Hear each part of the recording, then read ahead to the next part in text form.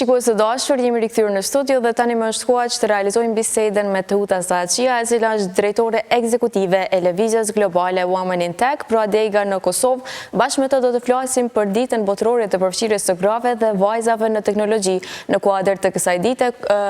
do të thotë janë organizuar zakonisht aktivitete gjatë gjithë javës, por kësaj jave e kanë zgjedhur që data e një konference që do të mbahet në kuadër të kësaj dite do të jetë 22 prilli. Për të gjitha detajet dhe për të gjitha atë se kush do të marrë pjesë në konferencë dhe çfarë do të flitet dhe cili është synimi i gjithë këtij organizimi, i flasim të gjitha këto me Teuta Saçia. Zonja Teuta, mirëmëngjesi, mirë se na ke ardhur. Mirëmëngjes dhe faleminderit për ftesë. Faleminderit juve që keni gjetë kohë, është kënaqësi të ju kem këtu në studion tonë, në programin e mëngjesit, po e nisim bashkë bisedën e lidhje me atë se çfarë është parapar, çfarë aktivitete janë parapar në kuadër të ditës botërore të përfshirjes së grave dhe vajzave në teknologji. Faleminderit, dita ndërkombëtare e vajzave në teknologji është një ditë e cila është caktuar prej ITU-s, që është pjesë e Kombeve të Bashkuara, është International Telecommunication Unit, dhe për shumë vite me radhë ajo caktohet në fund të prillit, në javën e fundit të prillit. Ne si Women in Tech Kosova, pjesë e Women in Tech Global Movement, për vite me radhë kemi shënuar në mënyra të ndryshme këtë ditë me qëllim që të inkurajojmë sa më shumë vajza që të ndjekin karrierën në teknologji, e sidomos në teknologjinë e informacionit. Vitet e kaluara kemi pas me universitetet tjera, ndërsa si vjet do të organizohemi së bashku me kolegjin AAB, i cili është partneri ynë në këtë event dhe do t'jetë një ngjarje e madhe të mërkurën nesër, ku kemi mysafir të ndryshëm, kemi ushtruesën e detyrës presidentes, zonjën Albulena Agjiu, e cila do të vjen, kemi ministrin e digitalizimit, zotin Njagjiu, kemi kryetarin e Prishtinës, i cili gjithashtu është si mbështetës i kësaj ngjarjeje, kemi ambasadorin francez, duke pas parasysh që qendra e lëvizjes globale Women in Tech është në Paris, në Francë, ashtu që edhe ambasadën e Francës e kemi si partner në organizim. Do t'i ketë 3 panele, do të ketë keynote speeches, ku personalitetet institucionale do të bëjnë hapjen së bashku me mua dhe me rektorin e AAB-s, zotin Ulluri. Pastaj do ta kemi një panel të nivelit të lartë, ku kemi profesoreshën Myzaferi Limani, antaren e Akademisë së Shkencave dhe inxhinierën e parë në Kosovë. Do të kemi gjithashtu një vajzë të reja, Nasopa, që është drejtoresh e të rritë në inteligjencë artificiale, do të kemi prej biznesit, do të kemi prej organizatës OJQ-s zonjën Abetore, dhe në panelin e dytë do t'i kemi dy folse shumë interesante, njëna vjen prej Luksemburgut, dhe vjen si përfaqësuese e Amazonit të Luksemburgut, është një shqiptare, Alba Mustafa, e cila do të flet për mundësinë e të rive, sidomos të studentëve, që ofron Amazoni, do të thotë mund të kenë internshipe, mund të kenë punësime, mund të kenë interesime të ndryshme, dhe pas saj e kemi përfaqësuesen e ambasadës franceze, e cila do t'ju tregoj studentëve dhe të rive cilët janë mundësitë e studimit në Francë dhe bursat të cilat kjo ambasad i ofron për të gjitha nivelet, si bachelor, master, PhD e tjera. Dhe paneli i tretë është paneli më interesante, ku studentët do të tregojnë punën e tyre të cilën janë duke bërë në fushën e inteligjencës artificiale. E kemi Vesa Morinën, që ka bërë një hulumtim shkencor, është studente e masterit. Kemi pastaj Olta Regjepin, që është një full stack developer dhe është duke treguar çka është të bëjë ajo. E kemi një vajzë të re në shkollë të mesme, e cila është shumë e zoja, është Lora, dhe ajo do të na tregon për punimin e vetë që do të shfaq në një prej konferencave në Budapest edhe në Stockholm. kemi tëftuar prej niveleve të ndryshme, institucionale, organizatat ndërkombëtare, një numër i madh i ambasadorëve do të ndjek, po ajo që është më e mira do të jenë shumë nxënës të shkollave të mesme, vajza dhe djem, student dhe një numër i madh i anëtarëve të rrjetit të Women in Tech Kosova. Në fakt, paneli shumë interesante, por po ashtu edhe përfshirja e nxënësve, djemve dhe vajzave të reja, po besoj që mbetet mbase edhe veçantia e gjithë konferencës, pasi që vajzat dhe djemt tanë janë e ardhmja e Kosovës, apo jo? Ata e në ardhmja, po une duhet të them që ata e në edhe e tashmja. Janë gjenerat e cila na i quajmë native digital, janë gjenerat e cilët janë rrit me teknologji, rrit me telefonat të mençur, janë rrit me tablete dhe ata nuk kanë nevojë për përkthim prej gjuhës në gjuhën që e kupton maqina dhe mendoj që gjithashtu kanë edhe një interesim të jashtëzakonshëm që të jenë pjesë e teknologjisë, që të jenë pjesë jo vetëm trajnimeve të ndryshme që i marrin dhe që janë shumë të vlefshme, po gjithashtu të shohin edhe këtë pjesën akademike, e cila ju tregon në rrugën edhe për zhvillimin akademik, në anën tjetër tregon edhe për mundësitë e antarësimit në Women in Tech Kosova dhe përmes Kosovës të jenë pjesë e një rrjeti global me përfshirje në 60 shtetet të botës. Zonja Teuta, në fakt, ide shumë interesante dhe po ashtu një mundësi shumë e mirë për me u informu në lidhje me atë se qysh mundën me u kyç në fushën e teknologjisë, jo vetëm gjinja mashkullore në këtë rast, por edhe gratë dhe vajzat tona. Apo më tregon pak, po du me dëgju prej teje se sa mendoni që ka ndryshu kjo ndër vite përfshirja e grave dhe vajzave në teknologji, duke qenë se po flasim edhe për ditën botërore të tyre. Po, që se flasim për teknologji dhe për shkencat eksakte, në shkollën e mesme, kom qenë në gjimnazin matematikor në Prishtinë, ka qenë një gjimnaz shumë special, dhe fatkeqësisht unë kom qenë e vetmja vajzë në gjenerat. Një gjenerat para me nuk ka pas asnjë vajzë, sepse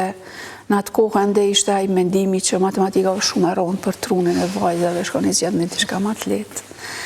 Pas asaj regjistrova fakultetin e elektros në Prishtinë dhe i përfundova studimet si njëra prej studenteve më të mira në fakultet. Pas asaj, puna ime e parë ka qenë si inxhiniere në repart në Prizren, në fabrikën e atëhershme Printex. Ka qenë një fabrikë e madhe me 2500 punëtor, ka qenë reportet i ka pas në Prizren, po ka pas shitore depo në për krejt botën. Dhe aty, për herë të parë, nuk u njoftova për herë të parë me kompjuter, sepse edhe në shkollë të mesme edhe në fakultet kemi pas njohuri, ndorse kompjuterat e asaj kohe kanë qenë komplet ndryshe prej këtyre sot në fakultet. Kom pas një spektrum, një tastier të gomës e cila u lidhke me televizion edhe me atë kaset, garant tritas nuk i kanë pa kur kasetat. Po në Printex e pashe këshin ble 2 kompjutera, 2 PC, Olivetti M24, dhe aty u zotova që unë do t'ju boj programet. Dhe me punë, pasi e krysha punën time si inxhiniere në repart, në ora 2 mbetsha deri në ora 10 mbrëmjes, do me thonë, nga 2 ndrime duke punu në zyrën me kompjuter dhe atë kohë kom programu pagat,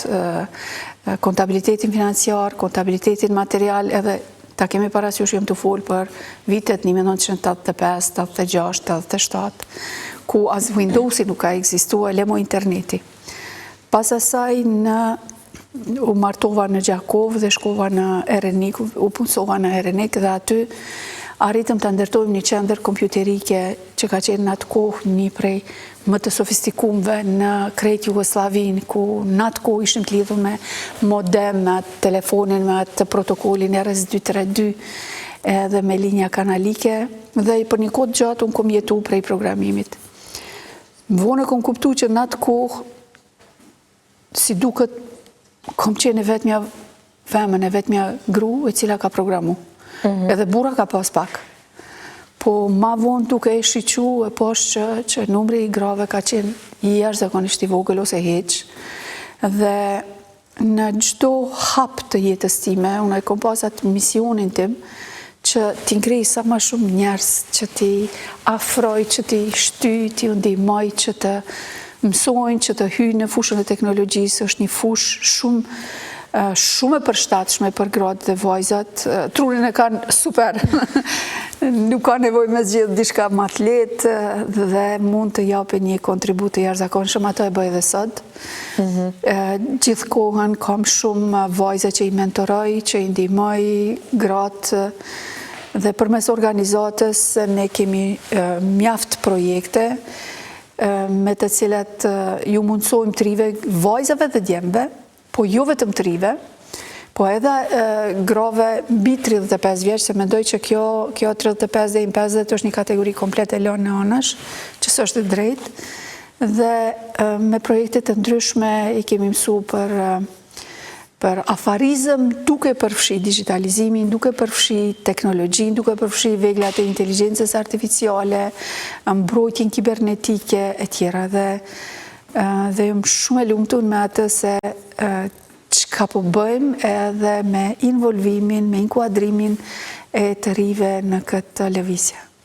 Në fakt, në atë kohë, vetëm një ere, ku ke pas shumë përkushtim dhe po ashtu dhe je përballë me sfida, po besoj pasi që ka qenë pak më e çuditshme se gratë të përfshihen pak në këto profesione që fatkeqësisht janë konsideruar që mund t'i bëjnë vetëm burrat. Ndërkaq sot, ku ka mujtë me pas lëvizja globale Women in Tech një gru më adekuate se sa tash, do thot një drejtore më adekuate se jo, duke qenë se jeni përballë vetë dhe keni kaluar të gjitha ato sfida siç e përmenda. Më intereson me ditë tash, po besoj që edhe përmes organizatës ti vazhdimisht synon që me i ftu sa ma shumë gra, me i përfshi sa ma shumë gra, edhe e di që lëvizja globale këto Women in Tech në Kosovë, do thot, ka goxha gra të përfshime? Ka, me të vërtet, kemi na një rrjet në të cilën janë gra dhe vajza që kanë qenë në cilën do fazë të tyre pjesë e ndonjëri prej aktiviteteve, dhe aty e kemi një rrjet mbi 500 individ që janë të përfshirë, po edhe ato nuk janë të gjithë apo të gjitha të cilat kanë qenë në një farë mënyrë përfituese, kontribuese, mentore, menti e tjera. Kjo lëvizja globale ka qendrën në Paris dhe çdo vit organizohen disa aktivitete të ndryshme. Njëna është aktiviteti i Women in Tech Global Summit. Zakonisht është mbajtur në Paris, vitin e kaluar në Osaka, e si vjet do të mbahet në Afrikën e Jugut, dhe fatkeqësisht ne prej degës së Kosovës nuk kemi mund të marrim pjesë, sepse Afrika e Jugut nuk e njeh Kosovën dhe është e pamundur me udhëtu me pasaportë të Kosovës, ashtu që këtë vit do ta ndjekim prej rrjeteve sociale, por në vite tjera dhe përmes programeve të ndryshme, vajzat kanë qenë pjesë e këtij summitit global.